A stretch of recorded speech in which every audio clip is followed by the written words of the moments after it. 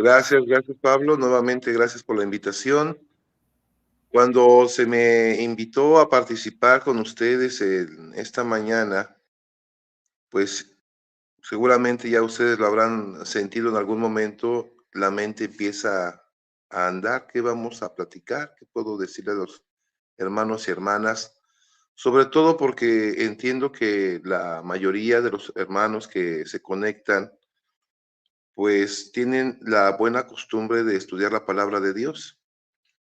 Entonces, analizando un poco sobre las cosas que han pasado en estas últimas semanas con respecto al mundo, con respecto a nosotros como personas, quise recordar un poco acerca de este versículo o estos dos versículos que son muy conocidos, y viendo algunos de los comentarios que se hacen sobre estos versículos, me pareció bien interesante que pudiéramos analizarlo parte por parte. Me gustaría que por favor abran sus Biblias si las tienen ahí a la mano, ya sea Biblia física o en sus dispositivos electrónicos. Vamos a recordar lo que dice Romanos 12:1. ¿Por qué pedimos y elegimos este nombre para esta reflexión? Totalmente espirituales. Bueno, esto se desprende de una plática que tenía con algunos de mis alumnos en una de las clases que Dios me ha permitido dar ahí en el colegio de la iglesia, sobre lo difícil que es para algunos de nosotros. Yo espero que para ustedes no, pero pues probablemente sí, de unir los mundos que normalmente vivimos. Me explico. Al hablar de los mundos que vivimos, a veces pareciera que nuestros hermanos, hermanas, nuestra familia, nosotros mismos, tenemos una dificultad para unir lo que es el mundo material, lo que es nuestro trabajo, nuestra escuela, la convivencia con los vecinos y lo que es el estar en la iglesia. Un ejemplo quizá un poco burdo, pero que creo que puede ejemplificar lo que estamos comentando. Pareciera que cuando llega el viernes en la noche y nos preparamos para el sábado, tenemos ahí colgaditas las alas y la aureola de angelitos. Y como ya va a ser sábado y nos vamos a poner espirituales en ese momento, pues nos colocamos las alitas y la aureola. Y estamos así todo el fin de semana, inicio de semana con el sábado. Y cuando ya concluye el sábado, pareciera como que sentimos hasta cierto punto un alivio. Ya, por fin se acabó el sábado.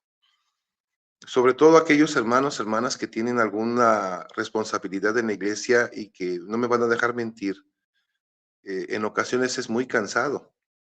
¿Por qué? Pues porque estás todo el día para arriba, para abajo, y algunos hermanos lo han comentado y creo que comparto con ellos en ocasiones ese sentir. Pareciera que el sábado es el día que más se trabaja, cuando debiera ser el día que menos trabajamos. Y entonces llega el fin del sábado y decimos, Señor, gracias, se acabó la responsabilidad, y algunos de nosotros pues colgamos nuevamente las alitas, la aureola para usarlas la próxima semana, y nos volvemos a colocar los cuernos y la cola de diablo. Tal vez comentaba, es un ejemplo un poco burdo, pero no sé hasta dónde a ustedes les haya pasado este tipo de sentimiento. Yo recuerdo muy bien, ya hace algunos años de esto, un sábado especialmente cansado por todas las actividades que hubieron.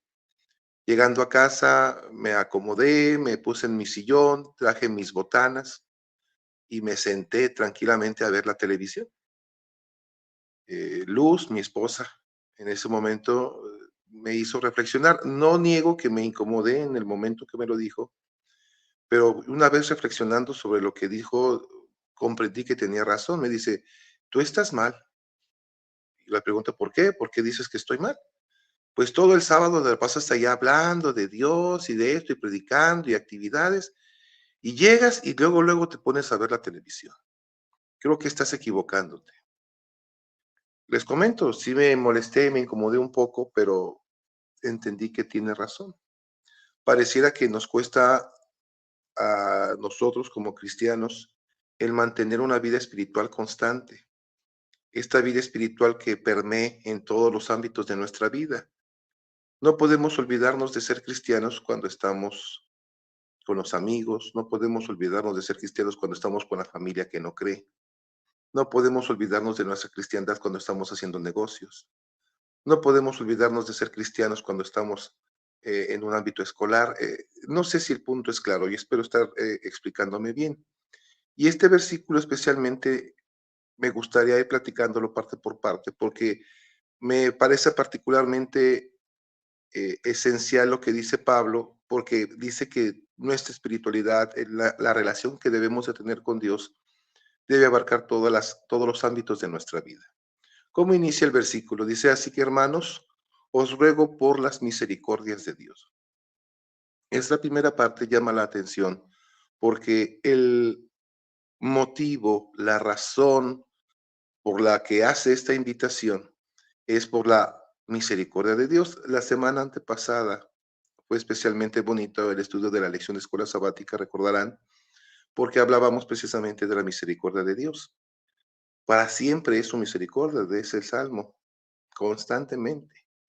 Entonces, la intención de que nosotros seamos realmente espirituales tiene como motivo principal el amor de Dios. No es una cuestión de apariencia, no es una cuestión de decir, van a hablar de mí, no es una intención solamente del testimonio que vamos a dar frente a las demás personas, lo debemos de hacer porque Dios nos ama. En una respuesta al amor de Dios, nosotros necesitamos entender que todo lo que Dios nos pide es para nuestro propio beneficio, porque Él al ser un ser amante, siempre, nunca nos va a pedir algo que sea para nuestra incomodidad o para dañarnos. Entonces, la motivación que nosotros debemos de encontrar para ser espirituales debe ser siempre y totalmente el amor de Dios. ¿Y en qué consiste esta invitación que nos hace Pablo? Empieza con una parte bien interesante. Dice que presentéis vuestros cuerpos. Cuando entonces habla Pablo de esta parte material, no solamente está pensando en nuestra parte espiritual, lo que es nuestra mente, también implica el cuidado de nuestro cuerpo. No sé hasta dónde les pase, como a mí me pasaba. Ahorita trato de evitarlo. No niego que en ocasiones me sigue pasando, pero necesitamos reflexionar sobre esto.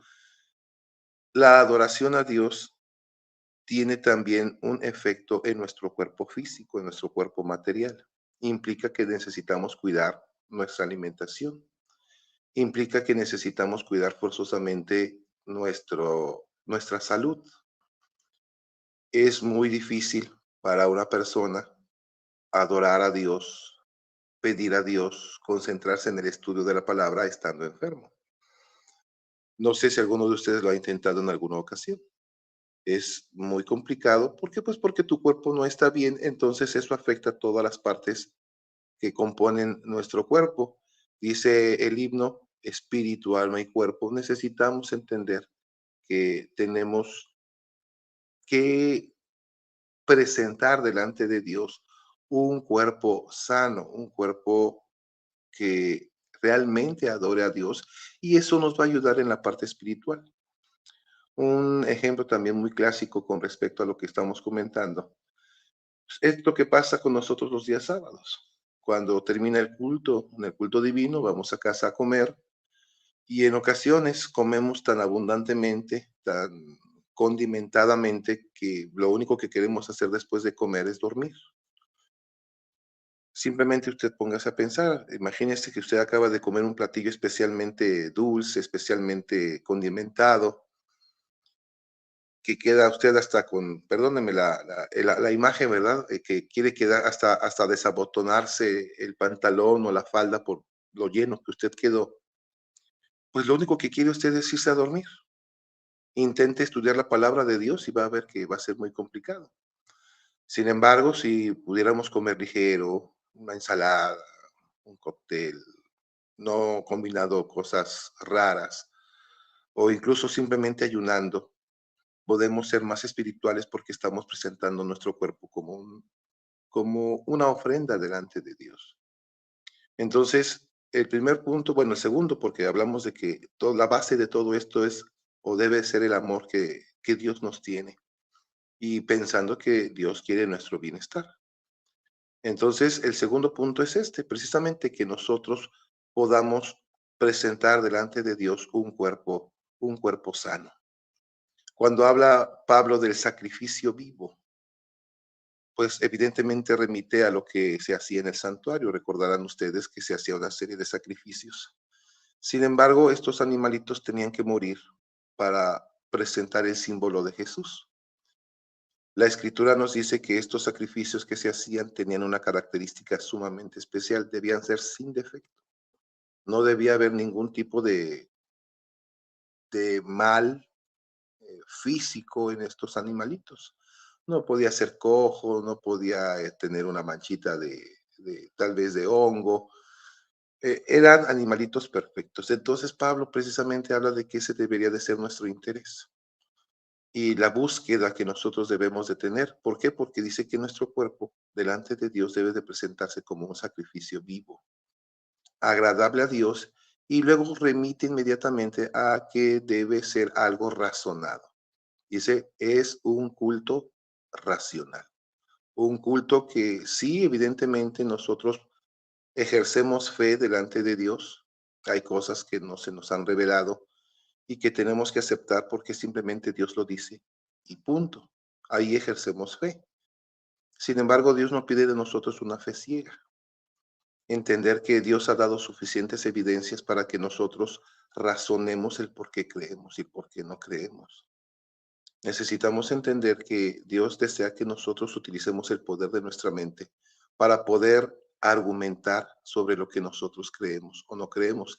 Y esos argumentos no solamente se deben de otorgar ante la gente que conoce, sino especialmente con la gente que no conoce.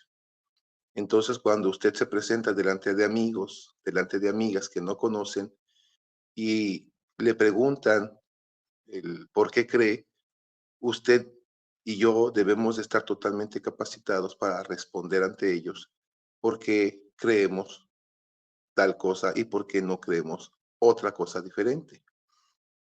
Yo recuerdo mucho, ¿verdad? Cuando todavía no tenía los años que tengo, joven, este era un adolescente probablemente, cuando se me preguntaba, oye, ¿por qué no comes cerdo? Una respuesta común que a veces dábamos o que daba, tristemente todavía no lo comprendía. Y después es que mi iglesia me lo prohíbe, yo no puedo comer cerdo porque en mi iglesia no lo comemos. Aunque es una respuesta que probablemente, entre comillas, pueda ser válida, pues entendemos que no, tú no dejas de hacer cosas porque la iglesia te lo prohíba. Tú no guardas el sábado porque el pastor te lo indique. Tú no dejas de comer cerdo, que son normalmente las cosas que nos cuestionan cuando nos encontramos con gente no creyente, porque exista una prohibición por parte de los hermanos o porque qué van a decir los hermanos. Necesitamos estar preparados para decir exactamente las razones, el por qué nosotros creemos. ¿Por qué crees en Jesús como tu Salvador personal? ¿Por qué no vas a ciertos eventos? Tal vez deportivos, musicales. ¿Por qué no usas joyas? Etcétera, etcétera. Nosotros necesitamos utilizar nuestro entendimiento para saber realmente por qué creemos. No sé qué tantos jóvenes estén conectados ahora, pero creo que la mayoría de los que estamos aquí tenemos relación con jóvenes o con niños. Nosotros a veces como padres tenemos la costumbre, sí, de llevarlos a la iglesia, de darles la lección, etcétera, etcétera. Y los niños lo aprenden y lo entienden y lo repiten. Sin embargo, necesitamos incentivarles a esto que estamos comentando, que ellos razonen el por qué creen. Que para ellos el Dios que nosotros le hemos presentado como familiares sea un Dios real. ¿Por qué lo digo? Porque precisamente conviviendo con jóvenes a nivel escolar, jovencitos que pues han sido adventistas durante toda su vida, pero realmente no son espirituales. Te pueden recitar las citas, te pueden recitar, pero perdónenme el ejemplo, pero lo voy a decir de esa manera, no hace diferencia como un animalito, como un loro pudiera repetir algo que le han dicho toda su vida y lo aprendió y lo dice, pero nunca hay un razonamiento detrás de eso que está él comentando y diciendo. Entonces, hermanos, la invitación específicamente de este versículo es que nosotros debemos, por amor a Dios, cuidar nuestro cuerpo, unir este mundo espiritual con nuestro mundo material, porque no debe haber una división, debemos ser espirituales totalmente, porque ese es el sacrificio que Dios quiere, un sacrificio vivo, y debemos de ser racionales. El versículo 2 ahonda un poco más en esta motivación que nos da Pablo de lo que estamos diciendo, y dice, no te conformes con este siglo. Esto es bien importante que lo podamos comentar y que nosotros lo podamos recordar. Yo entiendo que la mayoría de los que están aquí ya han leído muchas veces y probablemente sepan este versículo de memoria, pero ¿qué podríamos comentar acerca de no conformarnos a este siglo? Hay una serie de atracciones, una serie de costumbres que para el mundo que no conoce a Dios parecieran de lo más común y de lo más, o sea, no hay mayor problema. Tristemente, muchas de esas costumbres que tiene la gente que no cree, nosotros las hemos empezado a adaptar a nuestro mundo. No sé, pongo algunos ejemplos, no es que sean privativos nada más o que usted no pueda analizar otros. Por ejemplo, la música que escuchamos, por ejemplo, las películas que vemos, por ejemplo, nuestra forma de vestir. Pablo nos invita precisamente a que nosotros debemos de marcar una diferencia con la gente que no cree. Tristemente, en ocasiones, a mí me pasó, lo tengo que confesar, una vez trabajaba yo todavía en el Hospital Seracom y, y platicando con algunas compañeras, compañeros, estábamos en el turno de noche, me tocó trabajar de noche. No sé en qué sentido fue la plática, pero salió el tema de que yo era creyente, que yo era cristiano, adventista. Y la expresión espontánea de una compañera me dejó pensando mucho y me puso a orar en ese momento, ¿verdad? Dice, ay, ¿eres cristiano? Me dice, sí, sí soy. No parece, me dice, híjole. Yo dije, pues gracias por decírmelo. Ya ella le quiso componer, ¿verdad? No, no, pero porque eres muy alegre, que eso, que lo otro. Pero pues ya me lo había dicho, ¿no? Entonces sí, yo puse a reflexionarme qué tanto nuestra forma de ser, nuestra forma de expresarnos, a veces los chistes malintencionados, los dobles sentidos, no sé, infinidad de cosas impiden a la gente ver una diferencia en nosotros. Pareciera que somos gente común y corriente, pero hermanos, nosotros no somos gente común y corriente. Se supone que nosotros debemos estar separados de esas costumbres. Estamos en el mundo, nos dice Jesús, pero no somos del mundo. Por eso Pablo nos dice, no te conformes con lo que el mundo te ofrece. Entiendo que la cuestión material es importante, no quisiera que se me malinterprete decir que necesitamos estar siempre pobres. Es importante el tener el recurso, tener el dinero, pero a veces pareciera que es lo más importante para nosotros y eso nos impide realmente dar un servicio completo a Dios, no conformarnos a lo que el mundo nos ofrece. Si algún jovencito, alguna hermana, hermano que nos está escuchando tiene esa situación o alguna situación en específico, pues le invito a reflexionar sobre su vida en este momento. ¿Qué cosas probablemente estoy haciendo que no marcan la diferencia con los demás? Me conformo con lo que hace la gente. Ahora sí, como diría el dicho popular, ¿a dónde va Vicente? Pues a dónde va la gente.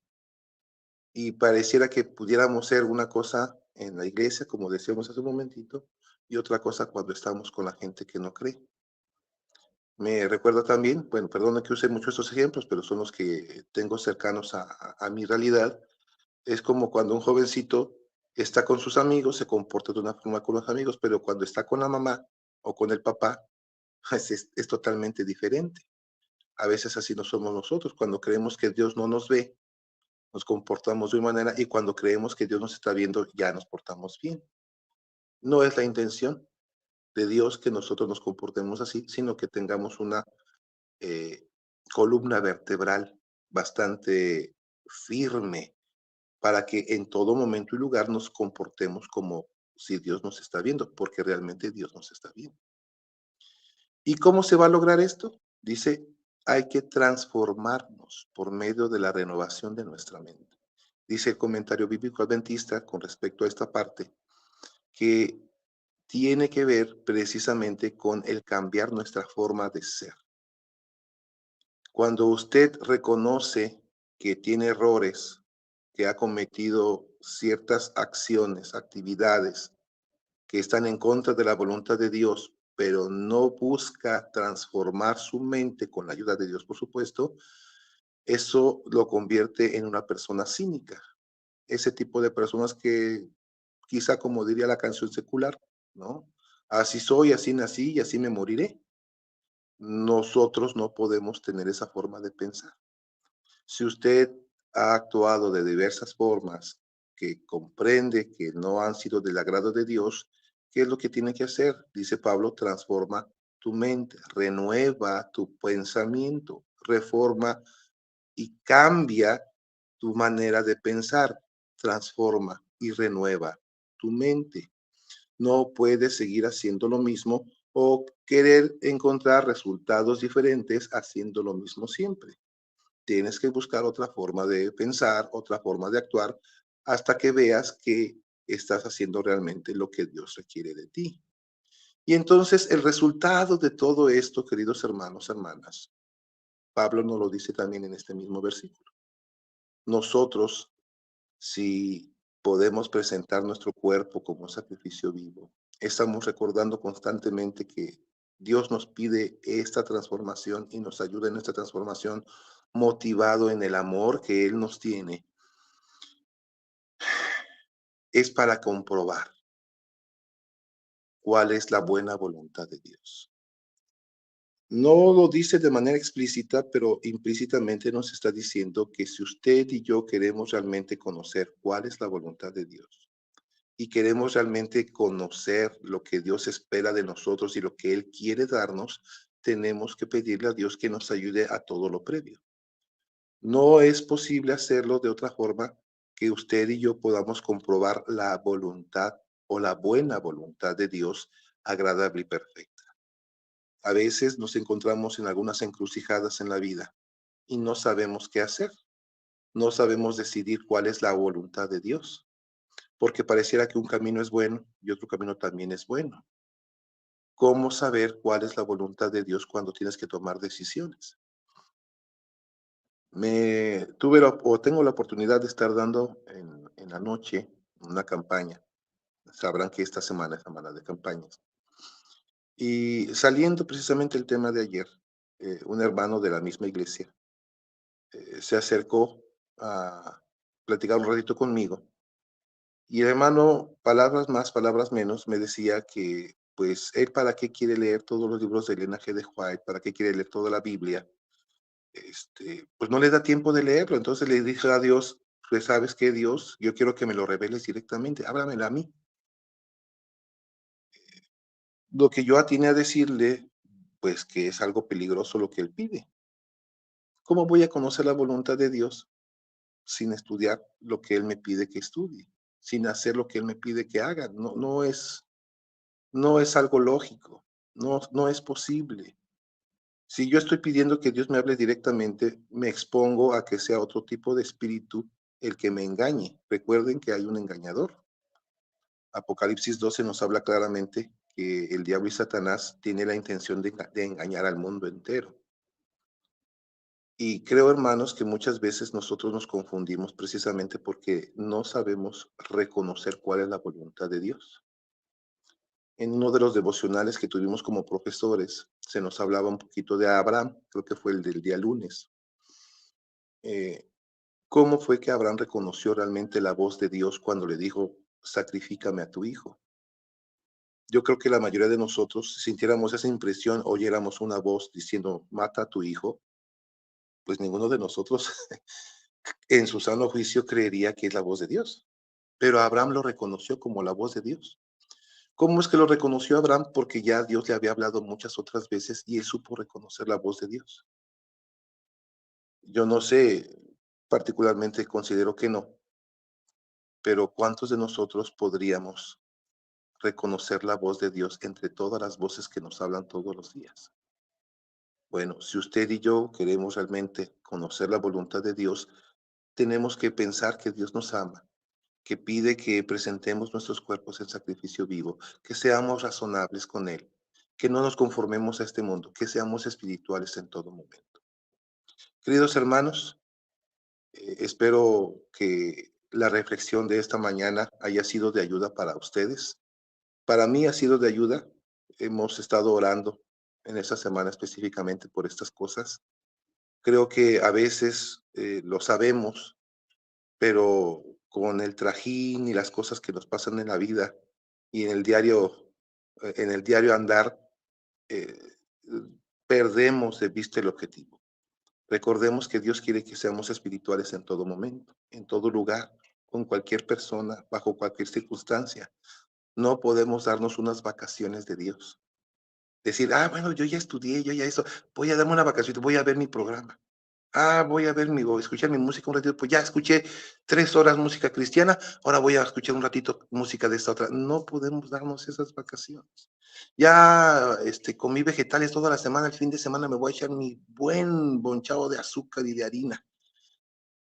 Mm, Ejemplos nada más, hermanos, no sé cuál sea la situación particular de cada uno de ustedes. Hablo de los ejemplos que son cercanos a mí, tristemente se ve en mi cuerpo, ¿verdad? Que todavía me gusta comer mucho pan, me gusta comer azúcar, me gusta comer carne.